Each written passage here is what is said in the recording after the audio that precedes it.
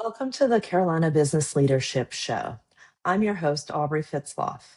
Every business has a story, and every leader has lessons they learned the hard way. On this show, we bring you honest conversations with the entrepreneurs, founders, and business leaders who are building great companies across the Carolinas. You'll hear the wins, the setbacks, and the strategies that can help you become a stronger leader in your own business. Thanks for joining us. Let's dive in. Whether you're a seasoned entrepreneur or just getting started, his insights into leadership, trust, and long term thinking offer something for everyone. Corey, thank you for joining us. Of course. It's great to be here. Thanks for having me on. Corey, let's go back to the beginning. What inspired you to start Tekton Builds, and how has your approach to business evolved since then? Yeah, so I think for most people who start their business, that allure of not being your own boss, I think there's a lot of romanticism around starting your own business that very quickly wears off. But I think a piece of it that has helped me has been that I've been very passionate about the work I do, the craft, and that always not frustrated, but I always wanted more out of a company that I worked for in the past as far as developing a process or helping guys in the field to have a support system, whatever it was. And so being able to actually do that, obviously I hold all the keys to doing that at this point. So if it's not happening, then that's on me. I don't know. I've enjoyed that and being able to do that. I only have one employee at the moment. It's not super complicated, but yeah, I think that's really helped when the initial, romanticism of I'm going to be my own boss and have time flexibility and all that wears off when you realize, at least when you're starting out, that you end up being a bit of a slave to your business until you get out of that vicious cycle, which I'm still in the process of. But I think that's a huge part of like learning how to be a business owner, I guess would be the easiest way of saying that.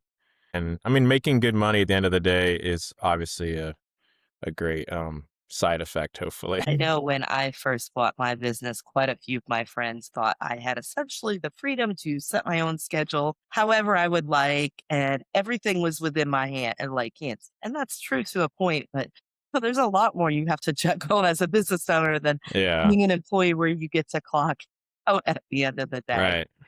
Yeah. Corey, you moved to Greenville without an existing network and built a referral-driven business from scratch. What helped you build trust so quickly in a new market and a new location? I think there's several points here. One I would touch on would just be because I look back on it and I'm like, wow, yeah, it was kind of a little crazy. There's a little bit of ignorance there, as ignorant as that sounds. Just because like I thought, I believed in myself, and I still would take that chance looking back, but it was kind of, I probably should have known more about the market and the nuances of it. But I think just going into it, just trusting that we'd find a way through, and then we did. And once you do get a couple of jobs where you can really show your craftsmanship and your attention to detail, and word spreads pretty quickly. I think just always staying true to that and sort of a relentless customer service aspect has helped that. And it's definitely not the fastest way to grow, but it's slow and steady, and it seems to prove itself out time and time again. So when we talked before, you mentioned that learning to let go of control is one of your biggest leadership lessons. What helped you develop more trust in your team and your process? I would say self-reflecting has been huge. Just being able to look back, when I get frustrated with my employees or, trade partners, whatever the case is, and just being able to like self-reflect and be like, if I was in their position or when I was starting out, how did I want to be treated? What helped me? And mostly, yeah, it was just being able, like, really, it was like when I was, and there's a balance to it, but like being thrown into the fire in a sense, like you really had to learn. And you always want someone guiding and looking over your shoulder, but being able to figure it out on your own really accelerated my career, I would say. And so I try and provide the same things for my employees, and I think they've responded well. I don't know, just like learning to believe in other people and not think you know everything is huge.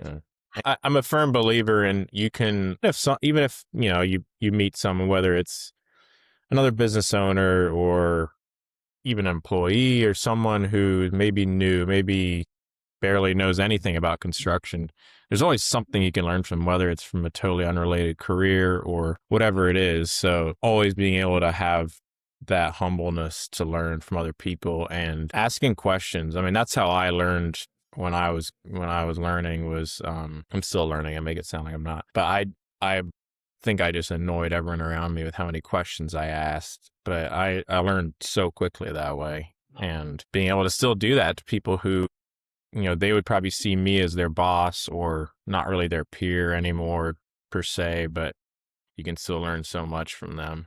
And I think that's helped. How do you approach hiring or subcontracting when quality and relationships matter as much as timeline and budgets? Great question. I would say, for an employee, again, I've only hired several, but, it comes down to really calling all their references, making sure they have several references to call and asking those references some hard questions and you're really making them tell you, would you hire this person again?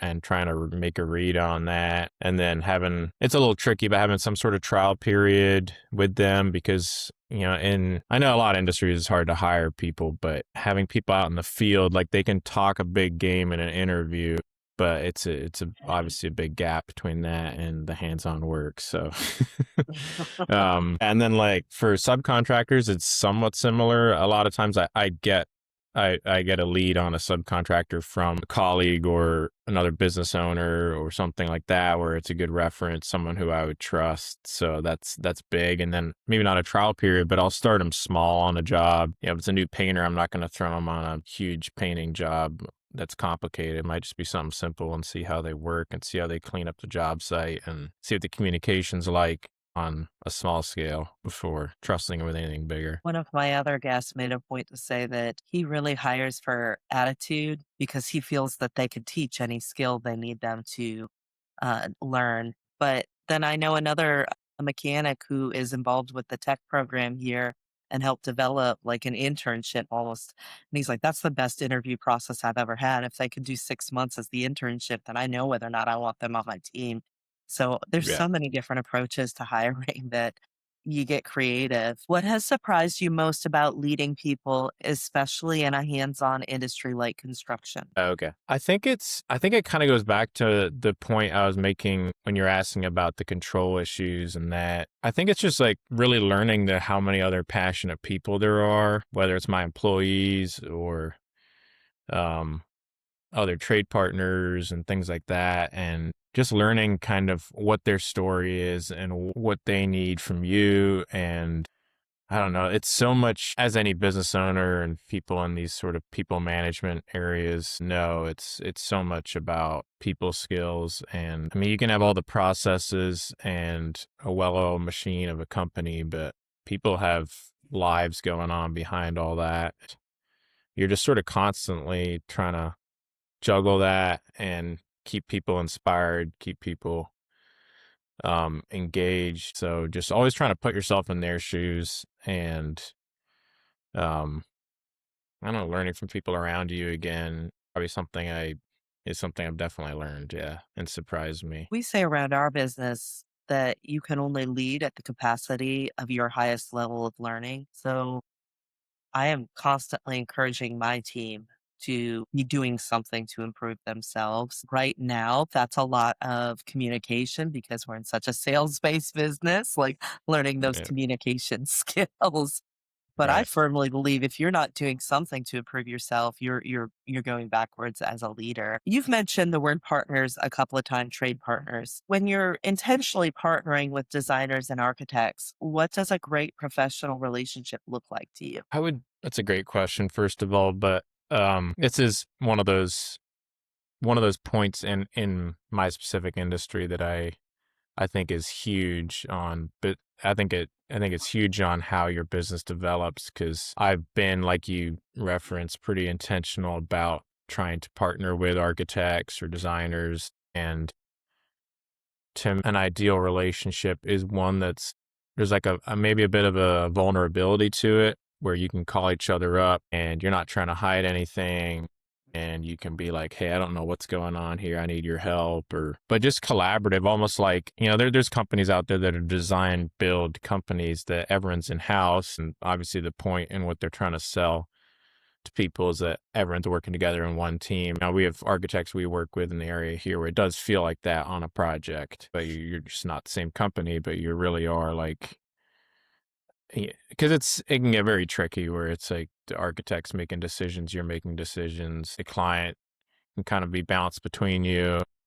It's very easy for there to become a relationship of the contractor sort of blaming the architect and vice versa. I'm always quick to pick up the phone and talk stuff through and try and keep it from ever getting to that point. But it takes a bit of discipline on that side, because it's pretty easy to, like, well, the architect said that, but I don't know. I think strong communication between the two parties is huge, though. Do you think more business owners should know about maintaining strong relationships with subcontractors or other vendors? Subcontractors specifically, I think this is a really big point in our industry. I'm not saying this is across the board, but there's a lot of general contractors that, the term we use is sort of beat up their subcontractors on jobs, on pricing, when it's a bit of a trickle down from, they might feel like they need to price their job lower in a competitive bidding environment, or maybe the client's asking specifically. And so they turn around to the subcontractor, and there doesn't seem to be like a team effort there. It's a little bit of, I don't know. I like a respect level between the two. That's why I like to refer to them as trade partners than subcontractors. I usually, when I bring a new subcontractor on board, I kind of explain that to them. And I explain, because I have high expectations of my subcontractors, but I want them to be able to rely on me. And it's like, whether it's paying a bill or whatever it is, I want them to rely on me. So even if I lost money on a job, I obviously still pay my subcontractors right away on time. And a lot of times that's a surprise to them. When I pick up the phone, or when they pick up my phone calls, I want them to want to be picking up those phone calls. And, there's just so many aspects to this, whether it's bringing them in early on these bigger, especially more complicated jobs, and really hearing their input. I think that's huge for them, because I've been on their side of it. I've done my share of subcontracting work, and it wears you down. Is very frustrating when you sort of get brought in at your stage of the job and a lot of stuff isn't done right, and you're sort of cleaning up everyone else's mess. And then you're trying to decide whether to have a conversation of needing to charge for your time, but then, the builder doesn't want to pay for that. And I don't know. It doesn't create a great work environment. So, but that's kind of my answer there. I would imagine that's similar to when we partner with, if we're going in to help a company put their health insurance plan into place for their employees, but we're also working with the financial advisor that's put the 401(k) in place. And you got to make sure that you know who the property agent is that's handling the liability. Like, it's better if we all have a good working relationship and know who each other is, that you take the burden of the paperwork off the employer. Right. I would imagine there's a similar thing, because at the end of the day, from having talked to other people who are in the construction industry, the key thing is to make sure your customer has a good build experience. Right. So Right. I would imagine there's got to be a lot of cooperative communication. Corey, how would you say that your reputation has helped you grow without relying heavily on advertising? Yeah, I think this comes back to the point about how we started. It's that customer service and quality. I guess there's been subtle advertising that's really helped us a lot. We've done some pretty big featured projects, won local awards for them at the building association, things like that. And one in specific, there's an organization here in Greenville. It's a Greenville Mod that does, I guess, modern homes is the criteria of the homes they tour every year. And there's 6 homes on the tour, but it's a lot of mid-century homes. And we had done basically full restoration of a mid-century home. About 500 people toured it, a lot of them being architects, designers, homeowners who were really interested, 'cause you had to pay to be on the tour. it was it was probably one of the best advertising opportunities for us. Because for me, it's not that I don't want to advertise. I just want to advertise in a very intentional way. I know it sounds a little bit vague and cliche, but it really is. Like, I don't want to be out there just popping up as a sponsored company in whatever space, but in the right space that makes sense to me. So like we're a sponsor for this organization, the Greenville Mod, because like I really like what they're doing and the homes they're touring. And to me, it's like, it's a reflection of us. And so that's where we try to be wherever people see us, to sort of have a correlation. I know people don't necessarily think that way, but I think subtly it might make a difference. But yeah, this particular home tour really, like, we've forged new relationships with new architects and had several bigger jobs come from it. And even outside of that, I just hear from so many people just who I've never met or whatever it is. Like, we saw your house, we toured the home and really impressed by the level of craftsmanship. And 'cause there's just a lot of like hands-on details that I guess shone through to people touring. So, but yeah, like the bigger things is really just that every job we do, we try and maintain that standard, the communication and, obviously the quality of the work. But a lot of times what the feedback we hear from customers is how much, we clean, because we do a lot of remodels. So it's like cleaning up every day and vacuuming, and, the mantra is just leave it cleaner than you found it. And that's a challenge sometimes on a remodel job when you're demoing stuff down to the studs or taking those out, and, site protection in people's homes and really being a steward of their home. I've really also latched on to the idea of being a steward of their budget.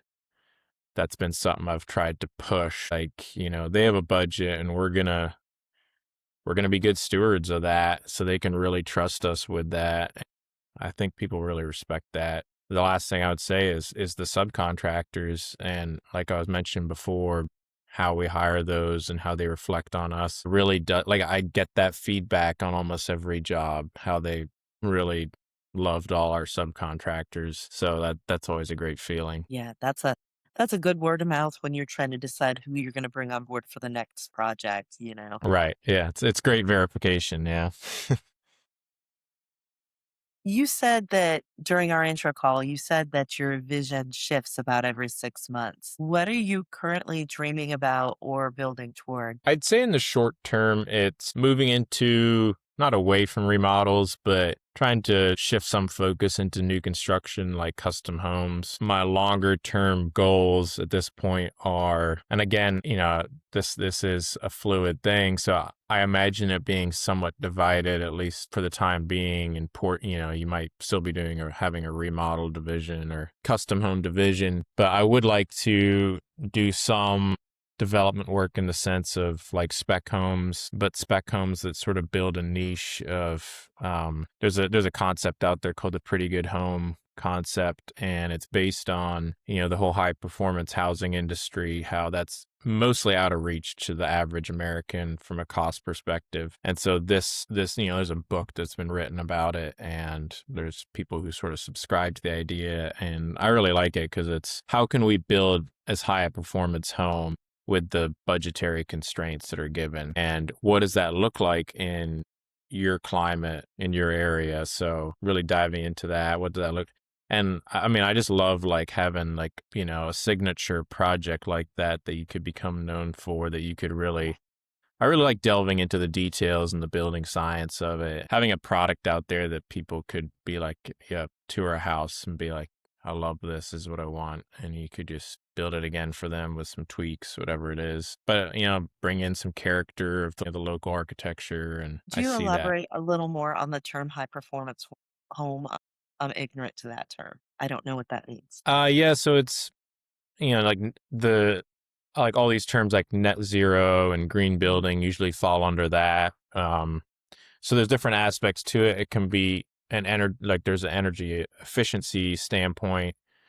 That's one, but like air quality is part of it. The building structure itself, it's tough because there's several entities under it, but in general, like all of that sort of outside of, like, there's custom homes that are usually built with the word quality, pretty forefront there, but that's sort of the extent of the high performance aspect of them. I think high performance is much more about, like I said, highly energy efficient and having a really great building utility systems like air quality, having fresh air systems in the house, and then building the structure so it lasts a long time. Oftentimes it's built to certain standards or just sort of industry set standards of, hey, if we're building a high performance home, we want the utilities to last 50 years. We want the skin of the exterior envelope to last 100 years and the structure of the house to last 200 years.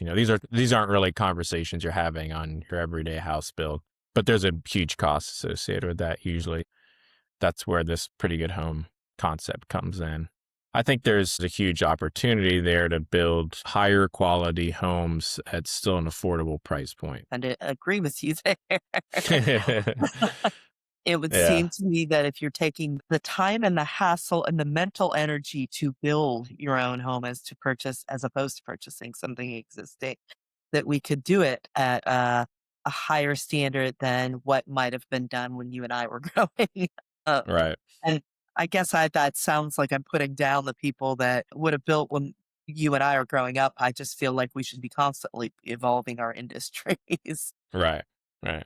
What does it look like to you as you're growing your business without sacrificing your hands-on values and commitment to detail? What are some of the key things that you're keeping forefront as you're growing? I think part of this is when you hire someone. I haven't really hired any managers per se, but whether it's employees and then, when I hire managers, I think hiring people with a little bit of that same mantra to, like not be afraid to get their hands dirty and really want to, dive into those details and care about the product they're building. I think that's big because that'll, sell itself. But then having good processes and systems, I think, is probably the biggest thing. So you can step away and you can rely on those more. That would be my answer. Yeah. Shifting gears just a tiny bit, Corey, what have you found helpful when it comes to managing stress or maintaining work-life balance or blend in an aspect of the business that's physically demanding? It's a tough question because it's definitely it's one that I'm working hard on, but not, you feel like you don't make much progress on it. But I'd say what I've learned about it is when an opportunity does present itself, it's like we got off work early today and I don't have that much office work to catch up on or something like that. It's like you take an opportunity there, you like go out, do something, or it can be something stupid like you go on a dental appointment with your wife and then go get lunch afterwards because you're a business owner and there's not someone to report to. So I don't know. Those are some ways. It doesn't really sound like it makes sense because of your question being in a physically demanding industry, but like I think going to the gym for me is a bit of a mental break. I can like lock in and I feel good afterwards. So I really try and make time for that, even when it doesn't seem like there is. But yeah, it's definitely something I think every business owner this early on in their career is trying to do something, working hard on, but I don't have a lot of answers there. That's okay. I mean, we each have our own way. And, it's funny because like we were saying earlier, you think when you're a business owner that you just get to set your own schedule, but that is one of the perks of being a business owner is that little bit of flexibility that if I have a Yeah. dentist appointment, I can take the rest of the afternoon off as opposed to Yeah. having a clock back in. Yeah. So, for me, like, being able to get grocery shopping on a Wednesday morning instead of when it's slammed on a Saturday is one of the perks of being a business owner. You'd be Right. surprised. Right. Like, Yeah. I want to go grocery shop when it's empty. I don't want to have to deal with people. Yeah. As your team grows, how do you think about long-term planning for your business and for your people? I'd say for the business for me, I think it's like a stress management thing as well. But, really having your bank accounts and your financial situation in order, obviously should be a no-brainer for any business. But like having a rainy day fund and just some of these really basic things, like which we didn't have in the beginning, really take I was surprised how much of like a mental load that took off of me. Before, it was when it looked like things were slowing down, or you perceive things were slowing down, or wasn't many leads, you'd suddenly kind of, so your head would start spinning and be like, what do I need to do? Like, do I need to like call people, whatever it was. But now it's like, I almost like welcome the slowdown to an extent where it's like we can actually catch up on back end process type things that we needed to work on that we don't have time to do. So that's pretty huge. And I think that ties into the long-term planning as well, because you really can't plan properly for your business if you're not in a good situation there. And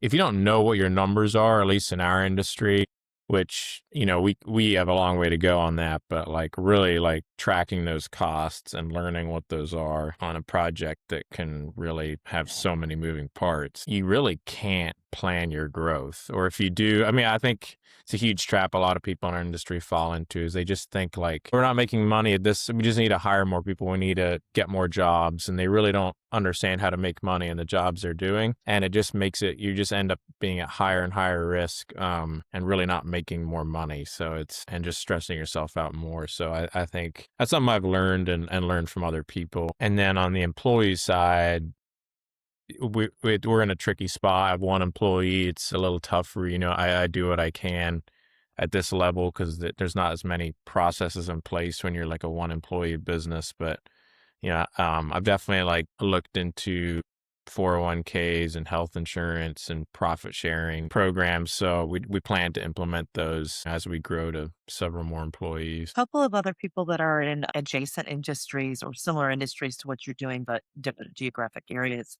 have mentioned the challenges of looking forward at potential supply chain issues and the tariffs, and that can be potential stress for the future. Have you put any thought into how you're going to creatively deal with those? I have.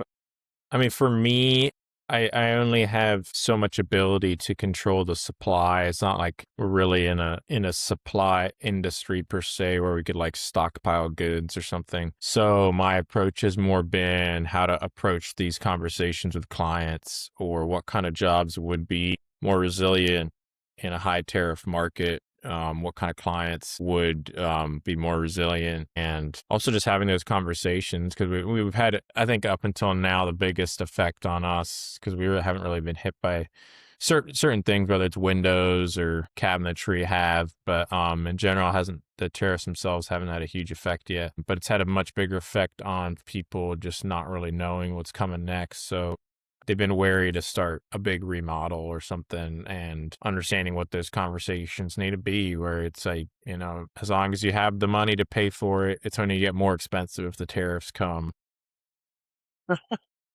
Starting now might be a good idea. So anyway, it's definitely something I've thought quite a bit about. No easy answers again, but I think just showing that I guess the other aspect I would mention is we don't necessarily have a clause like that, but I think on the right job, I probably would put in like a tariff or price escalation clause in a contract. So you're not stuck with, if you had a job that was all windows or something and they went up 10% suddenly, you'd be in a tough situation. I guess So also, again, having that honest conversation, if you start to see the pricing increasing, you're having to communicate that with maybe whoever's on the schedule next month that you're supposed to start. Like, we might right. want to Yeah. reevaluate this. Yeah. How do you take care of your future as a business owner, whether that's preparing for growth or protecting your time or navigating unexpected changes? I would say that I really try, back to your point about, as a business owner, you need to continually be learning. I think I'm always working on doing better at that, at the things I don't enjoy learning as much about, which is like, the nitty gritty of business processes, things like that. I'll read those and I'm always surprised how much once I get into like a book, whatever it may be, like Profit First or whatever, those, these business books, they really are super helpful. But I find it very easy because I'm more passionate about it, but learning about more industry directly related things. And, I've gotten involved in Fine Home Building, which is an organization that's got a huge following. And I've written a bit in their magazine for them, but just a really great group of professionals to surround yourself with. But I think to answer some of the other aspects, I think having a strong network, slowly building that, whether it's a legal team or your accountant, whatever it may be, like people you can rely on or ask questions of. So when something suddenly does come up, you have someone to turn to, or just, obviously like a business coach or someone who's not necessarily in that role, but a role model or a colleague or anyone you can ask. I think that's huge. Protecting my time again is something I'm definitely working on. Sometimes it's one of those things where you actually have to like write it down, like, okay, I'm going to shut my computer at this time of night or whatever it is. And I'm going to figure out a way to get that work done during the day, or, leave the job site early and go do some, or whatever it is. Those things don't just happen by you wishing them to happen. You really got to take concrete steps. So I've been learning that slowly. It's actually one of the key things when I hired my business coach almost 10 years ago that I shouldn't say I spent entirely too much money, but what I learned there was so common sense. It felt like I spent too much money, but Yeah. learning to write down and schedule my self-care time, my vacations, if I'm going to take a day off to take my spouse out of town for a long weekend, that has to happen before I start scheduling appointments and jobs. Yeah. To the point that my business coach wrote a book, and I have a whole chapter on like learning. He wrote his chapter about managing his calendar based on me. It is honestly one of the things that I give away. I should say he'd be mad at, no, he wouldn't be mad. He'd be glad I'm passing along what I learned from him. Yeah. But he'd be mad because I'm taking away potential clients. But like, please schedule what you need to do to take care of yourself before you schedule what you need to do to take care of your business.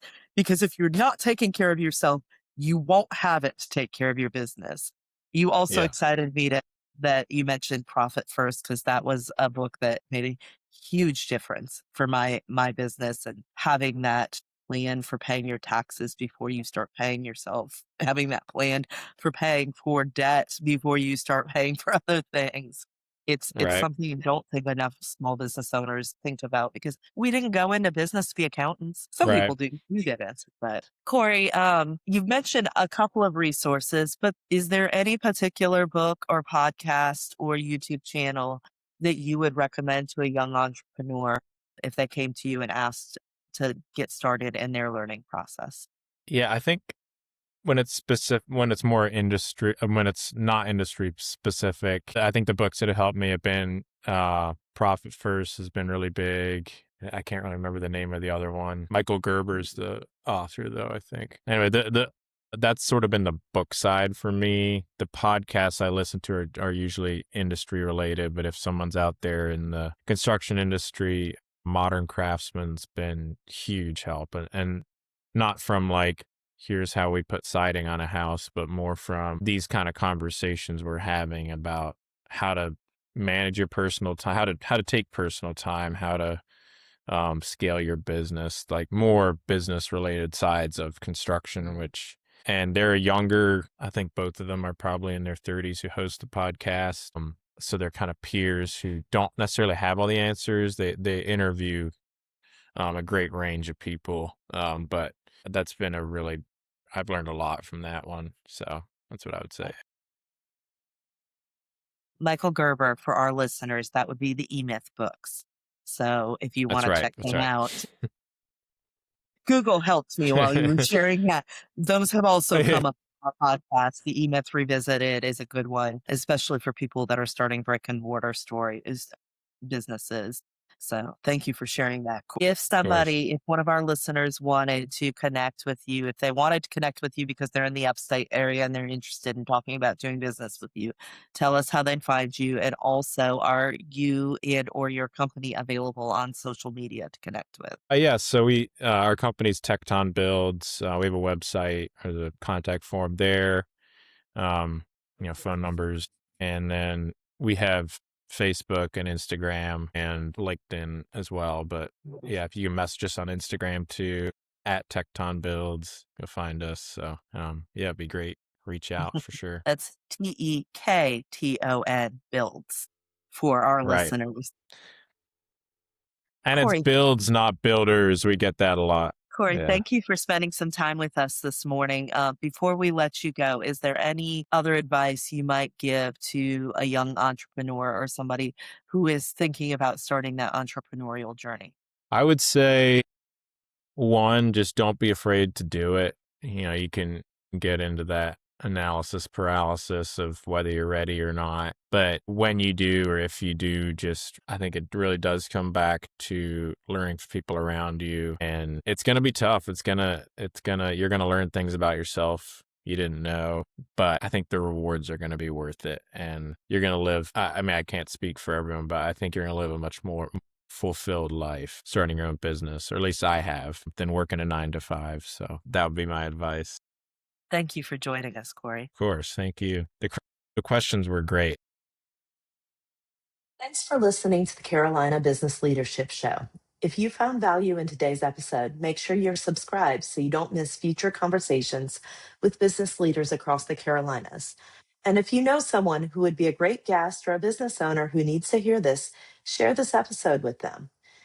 And also, if you're in North or South Carolina and need help with health, life, or Medicare insurance, our team at Lifetime Insurance Agency is always here as a resource. We'll see you in the next episode.